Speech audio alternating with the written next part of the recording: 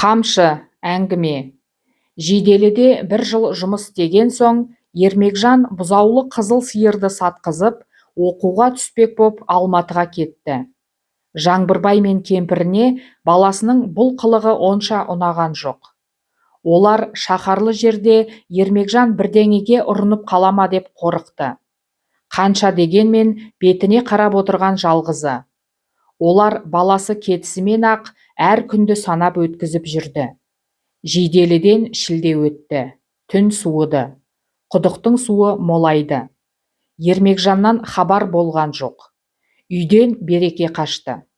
Шал мен кемпір, көрші кемпір Балқияны күнде азанғы шайға шақырып, бал аштыратын болды. Балқия мұндайда шалқаймайды. Шай ішіліп болған соң, ол дастарқанның бір шетін босатып, әруақ, менің палым емес, би Патма пірімнің палы деп күбірлейтінде, құмалақты дастарқанның босаған бұрышына шашып тастайды. Сосын, пешенесі бестен деп шұбыртып ала жөнелгенде, Балқияның аузын бағып отырған Жаңбырбай мен кемпірі шектен тыс құдайшыл бола қалатын. Олармен Балқияның қайтып шаруасы болмайтын. Түгі қырқылып қалған көк қыжым шапанының терең қалтасына құмалақты, оған қоса мынау пәленшетайыма, мынау түгеншетайыма деп әр немересін атап-атап кәмпит күлше салады да өз жайына кете барады. Өстіп жүргенде аспаннан түскендей боп ауылға Ермекжанның өзі келе қалды. Жаңбырбай ұрысты да қуанды, кемпірі қуанды да жылады. Кешке есік алдындағы сәкіге дастарқан жайылды. Дастарқан басында отырып Ермекжан өзінің бастан кешкен хикаясын жыр қылып айтты. Хабарласпай кетуінде де гәп бар екен. Оқуға түсе алмапты.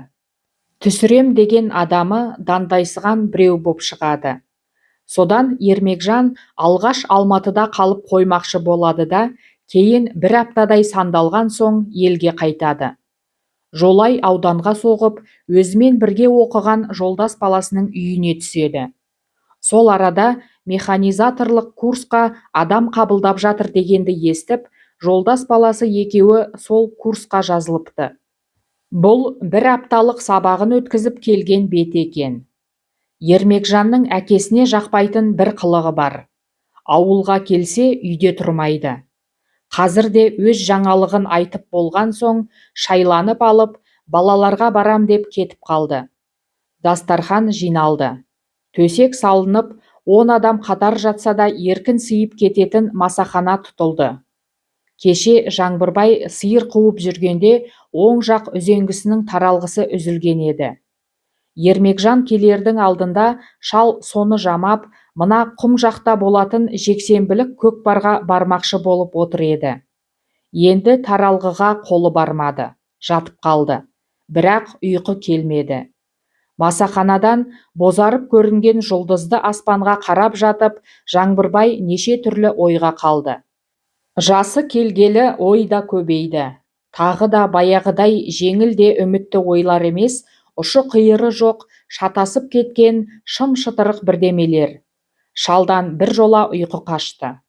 Жаңбырбай 2 соғысты көрді. Құдайға шүкір, екеуінде де аман қалды. Өзі де абыройсыз еместі. Оған мына үйде кішкене бақшалық та әкесінен қалғанды. Тіпті мына кемпірін де бір кезде әкесі алып бергенді. Ол бір тамаша кездер еді. Ал енді ол, Жаңбырбай жалғыз баласын үйде ұстап қала алмай отыр. Шал күрсінді. Кемпірі екінші қырына аунап түсіп жатты. Мен осы енеңді ұрайынның қаңғыруынан қорқам, деді Жаңбырбай. Маған не дейсің? Қаңғырмасын десең, келін әпер, деді кемпірі күңкілдеп. Әперсең сен не бітіріп жүрсің? Шалының ашулы сыңайын байқаған кемпір үндеген жоқ. Мына сырдың арғы бетінде Жаңбырбайдың Ұлжан деген қарындасы тұратын. Сол естіне түсті де, біраз үнсіздіктен соң, әйтпесе Бикешке барып қайт. Еп десең ебі, сөз десең сөзі бар. Сол ауылда қыз құрып қалмаған шығар, деді ақырын ғана. Көрерміз, деді Жаңбырбай. Ертесіне Ермекжан ферма бастығының машинасымен ауданға жүретін болды да, Жаңбырбай баласының тамырын басып көрмек боп: "Біздің жас болса келді Ермекжан" деп бір үлкен әңгімені бастады. Ермекжан: "Ой, Жәкәй, оның маған несін айтып отырсыз?" деді. Бұл күнде Құдай да шатасып жасқа қарамайтын болып алған. Сол күні кешкі салқынмен Жаңбырбай қалған сырға аттанды. Содан ертесіне күн қыза қайтып оралғанда ол көңілді еді. Арада 2 жұмадай өткен соң қалған сырдан хабар да жетті. Қарындасы ана Қаракөсе Байболдың ортаншы қызы қашуға келісіпті. Қашар алдында жігітпен оңаша сөйлесіп көрмек екен деп жазыпты. Жаңбырбай алақанына түкірді. Базарға апарып салып, тойдың керек жарағын алу үшін 10 шақты қойды бөлек шығарды. Кемпірі де қарап қалған жоқ. Анау керек, мынау керек деп күн құрғатпай шалына хабарлап тұрды. Мұның бәрі аса құпия жүріп жатты. Келесі бір демалысқа келіп, тойға әкесі мен шешесінің дайындалып жатқанын естігенде Ермекжан шалқасынан түсті. Жаңбырбай оны өз дегеніне көндіру үшін қыздың мақтауын жеткізіп ақ бақты. Әкесі біргәдір, кісілігі бар адам. Қыздың өзі мектеп бітіріпті. Өзі 9 ағайынды. Оның бер жағында олар бізбен қашаннан бері қыз беріп, қыз алысып, тонның ішкі бауындай араласып келе жатқан елдің адамдары. Бірақ бұл сөздер Ермекжанның қаперіне кіріп те шықпады. "Масқара", деді ол. "Қатын керек болса өзім ағалам. Ал егер алда-жалда сол қызды алмасақ болмайды десеңдер, менсіз ақ ала беріңдер. Жүрсін үйде арзанқол қатын атанып. Мен сыртынан иемденіп жүруге пейілмін." 3 демалыстан соң Ермекжан қызға барып жолығуға келісім берді. "Ақылыңнан айналайын", деді шешесі еміреніп. Әпкесінің көндіргені Маржан деген дөңгелек жүзді сары қыз екен. Әпкесі есікті сыртынан құлыптап кетті де, олар үйде оңаша қалды. Маржан жоғары шыққан жоқ. Есік аузында түрегеп тұрды. Өзі бір ұялшақ қыз екен. Бұл үйге келгелі басын бір көтерген жоқ. Ермекжан төргі бұрышқа қойылған айна алдында орындыққа барып отырды да, жөткірініп, тамағын қырнады. Сөзді неден бастарында білмеді. Бұл бір қолайсыз кездесу болатын. Ермекжанның ойдан шығарылған хикаясы бар еді. Ол тағы бір жөткірініп алып, бір үлкен күнәһарлық жасап қойып, соның азабынан шыға алмай жүрген адамдай қою да күңгірт даусымен сол хикаяларды баяндай бастады. "Мен бүкіл ауылды қан қақсатып жүрген бұзықпын", деді ол.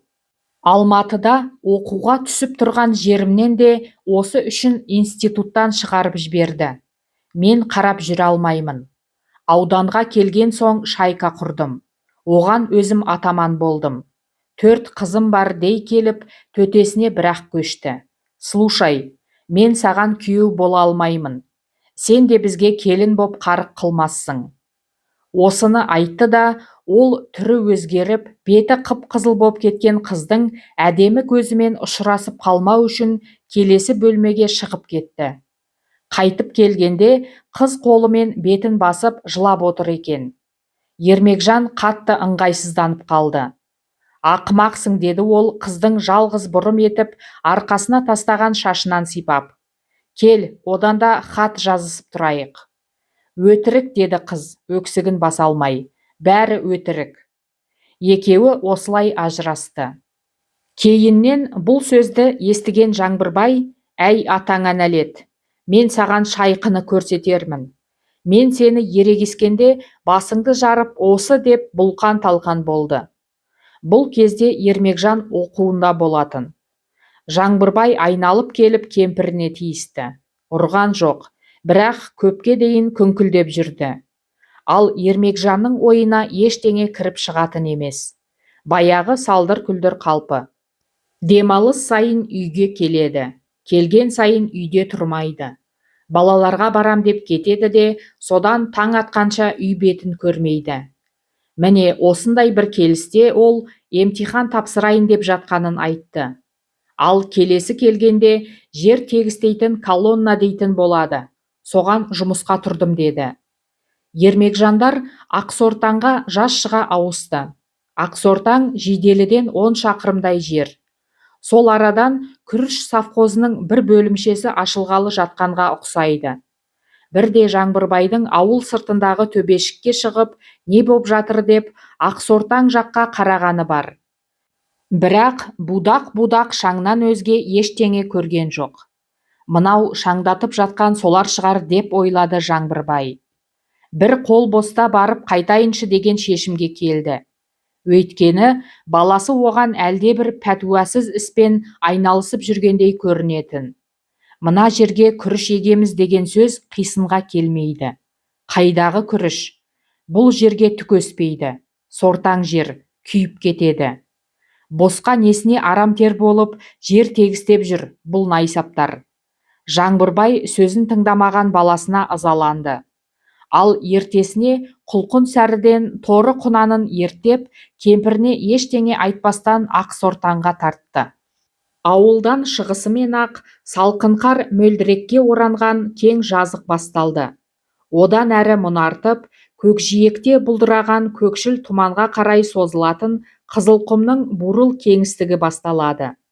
Ат тұяғының астында бырт-бырт сынған ақ раңнан шудаланып жеңіл ақшаңдақ көтеріліп келеді. Арт жақта сыр бойының тоғайлы ойпаңы қалып барады. Шал күрсінді. Туған жері, өскен жері. Бұл жер оған ғұмыр бойы құрдас боп қалатындай еді. Ол жас болды, қыз сүйді.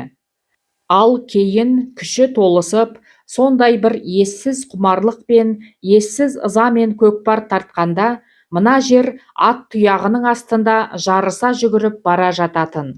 Ал енді сол жер құрдас болудан қалды. Жаңбырбай қартайды, ал мына жер әлі сол баяғы қалпы қалып барады. Дала қосы дегені айдаладағы жалғыз вагон болып шықты. Оның алдында ербиіп жалғыз шайла тұр. Шал атын көлеңкеге вагонның дөңгелегіне байлады да, енсіз темір басқышпен қалт-құлт етіп жоғары көтерілді. Ішке кірген соң екі жақтан екі есікті көрді. Сол жақтағысы жартылай ашық тұр екен. Шал оны қамшысының сабымен түртіп қалып еді, есік шиқ етіп ашыла кетті де, арғы жақтан ыңылдап ән салып, нан турап жатқан жалбыршаш қыз көрінді. Табалдырықта тұрған шалды көріп, қыз ыңылдауын тоқтата қойды. Сен кімсің деді шал, қыздың ұсқынсыз түрін жақтырмай. Мен бе? Аспазбын. Соған қарағанда тамақты сен пісіресің ғой деді Жаңбырбай долбарлап. Қыз басын шұлғыды. Ал бұл жақтың еркектері қайда? Жұмыста деді қыз. Сосын сәл кідіріп, түнгі сменадан қайтқандары ана жақта ұйықтап жатыр деп, қарсы есікке қарай иек қақты. Шал табалдырықта біраз тұрды. Сосын басын шайқап, өзінше күбірлеп, оң жақтағы есікке қарай бұрылды. Ол бұл есікті де қамшысының сабымен түртіп ашты. Ішке сығалап көз тастап еді, ешкімді көрген жоқ. Біреудің қорылдаған даусы естілді. Іштен май мен тердің аралас күлімсі иісі бұрқ ете қалды.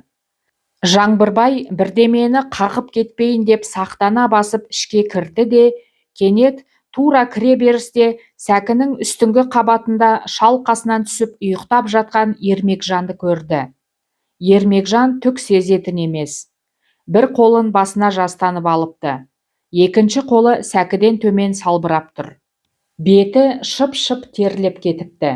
Шал беліне буған орамалын шешіп, баласының терін сүртпек болды да сүрткен жоқ. Оятып алмас үшін алыстан ғана желпи бастады. Есіне Ермекжанның жас кезі түсті. Ол кезде Ермекжан балықтай жұп-жұмыр болатын. Онда да дәл осылайша шалқасынан түсіп ұйықтайтын. Тек жатысы жайсыз еді. Ортаға алып жатса, түні бойы кемпір мен шалдың бүйірін тепкілеп шығатын. Өз алдына жатса, не бір жаққа домалап кететін, не азанда жастықта аяғы жататын. Ермекжанның көрпесін қымтаймын деп кемпірі бір түнде тура 100 оянатын шығарау. Сол әдеті әлі бар. Көрпесін қымтап, жастығын туралап қоймаса жаны тынбайды. Бәтшағар, үйреніпті, деді Жаңбырбай баласының енсіз сәкіде мысықтай боп жатқанын көріп. Ермекжан тамсанды. Майдан күс-күсі шыққан қолымен бүйірін қасып, қабырғаға қарай аунап түсті. Бірақ оянған жоқ. Жаңбырбай орамалын желпіп тұрып бөлмеге көз салды. Еденде май мен топырақ сіңген киімдер, етіктер қалай болса солай шашырап жатыр. Терезе алдында біреудің күнге күйген кепкісі ілулі тұр. Шалдың әккі көзі мына ұйқының пәтуасыз адамның ұйқысына ұқсамайтындығын дегеннен сезді. Бұл шаршаудан өзге ештеңені сездірмейтін ұйқы. Ал ол болса баласын осыншама күстаналап еді. Шал бір сәтке ұзақ сонар ойға беріліп кетті де, кенет баласының маңдайында майда әжімдер пайда болғанын байқап қалды. Ол әлі балғын, азабы жоқ әжімдер еді. Апырау, бұл қайдан пайда болып жүр деп ойлады ол. Біз көргенді ол көрген жоқ. Ешкімнен кем қылмадық. Қалауынша күн кешсін деп едік, енді мынау Ермекжанды ұшып қонып жүргенге тап бұлай шығар деп ойламаушы еді. Мына әжімдер Жаңбырбайды қайран қалдырды. Ол ештеңеге түсінген жоқ. Сол ештеңеге түсінбеген қалпы орамалын беліне қайта байлап, тағы сәл тұрды да сыртқа беттеді. Баласын пәтуасыз деп келгені үшін, сенбегені үшін өзін-өзі күстаналады. Бірақ сөйте тұра баласына сене алмасын да білді. Өйткені баласының дүниесі оған әлі де болса таңсық көрінуші еді. Ол есік алдына шыққанда әлгі жалбыршаш қыз шайла астында қазан сапырып тұр екен. Жаңбырбай одан су сұрап ішті де атына келді. Шылбырды шешті, бірақ атқа отыруға асыға қойған жоқ. Вагон жаққа көз тастап алды да қызды қолымен ымдап жанына шақырды. Біздің Ермекжан қалай еді деп сұрады қыз жанына келген соң. Жақсы, деді қыз. Дұрыс қой. Ал сенің атың кім? Қатира. Қатира жақсы ат екен, деді Жаңбырбай желкесін қасып. Қатиражан, осы біздің Ермекжанға бірдеңе жетпей жүр-ау деймін деп сұрады. Қыз білмедім дегендей иығын қиқаң еткізді. Сен қатарысың ғой, сұрап көрсей. Айттым оған, келін түсіріп берейік дедім. Қыз да таптық. Ал бұл ит далаға қарай қашты. Сен оған қыздың тілімен былай нетіп түсіндіріп дегендей, біз қартайдық, үйге не керек, кемпірге қолғанат керек. Қайдам? Қыз езу тартып күлді. Далада жүрген жоқ қой. Сонда да сен айтып көр оған. Жаңбырбай бұдан әрі өзеурегенді артық көрді. Атына мінді де ауылға қайтты. Ал сол күні кешке үйге Ермекжанның өзі келді. Ойпырмай, жұртты осыншама дүрліктірдің. Мен болсам үйде бірдеңе болып қалған шығар деп қорқып едім деп келе сала әкесіне тиісті. Қызыл тайынша бошалап кетіп еді. Соны іздеп барып қалғаным деп жалтарды Жаңбырбай. Сосын, деді Ермекжан, жуынғалы шешініп жатып. Біреу арқылы маған сөз салғанды қойыңыз. Ондайдың жалпы керегі жоқ. Ай сорлай, тыныш жүрмей деп, бір шеттен кемпірі де баласына қосылып шалын жазғыра жөнелді. Ермекжан қосқа таң азаннан жүрмек боп үйде қонуға қалды. Бірақ қашанғы әдетінше ұзақ отырған жоқ. Балаларға барам деп кетіп қалды. Содан түн ауғанда бірақ оралды. Түн салқындау болған соң, Ермекжанның төсегі тысқа сәкіге салынып, шал мен кемпір ішке жатқан еді. Ермекжан үйге қарай жүрді. Кіре берісте бос шелекті қағып кетті. Шелек даңғырлап үйді басына көтерді. Ермекжан оған қараған жоқ. Әкесінің аяқ жағына келіп жатты да, «Жәке, жәке» деп оята бастады. «Жә, жат енді, не дейсің?» деді Жаңбырбай жақтырмай. «Жәке деймін, осы сенің қамшың бар ма?» «Ал?» «Жоқ, барма деймін». «Ал бар, бар деймін». Бар болса, мені неге ұрмайсың? Ермекжан екінші қырына аунап түсті. Аяйсың ғой. Жоқ, аяма мені. Арқамнан таспа тіліп ал да, ана тұсқа апарып іліп қой. Ал, сонда не болмақ, деді Жаңбырбай, әлі де жақтырмай жатқанын жасырмай. Сонда мен сенің аяғыңа жығылам. Жәкетай, аяй көр мендей сорлыны деймін. Қаласаң, келін түсіріп берем. Қаласаң, өмір бойы қора күзетіп қасыңда жүрем. Алдыңнан қия басып өтпеймін. Жат енді, мен өлгесін сен бәрібір қайта қаңғырасың. Жоқ, Жәке, мен ол кезде қаңғыра алмайтын боп қалам. Мен осы үйдің қожайыны болам. Сіз қорғаған нәрсені мен де қорғаймын. Ана жонымнан тіліп алынған таспаға қарап тәубаға келем. Білдің бе, Жәке, мен тәубаға келем. Балаларыма да айтам, міне деймін оларға. Аталарыңның кім болғанын көріңдер. Мынау сол түлген таспа деймін. Сөйтемде, онымен балаларымды шетінен шықпырта бастаймын. Біреуін қаңғырғаны үшін, екіншісін тыңдамағаны үшін, үшіншісін өз бетімен жүріп адам болғысы келгені үшін, төртіншісін мен әперген қызды алмағаны үшін. Вот, сонда біздің баламыз мысықтай боп жүреді. Адам сонда ғана бұзылмайды. Жә, білгішін мұның. Жоқ, сен алдымен мені ұрсаңшы. Білесің бе, сонда жеңіл болады. Әйтпесе, мына екі жақты азап кімге керек? Сондай азап болмаса, сен менің артымнан іздеп келмес едің. Сен жай келген жоқсың.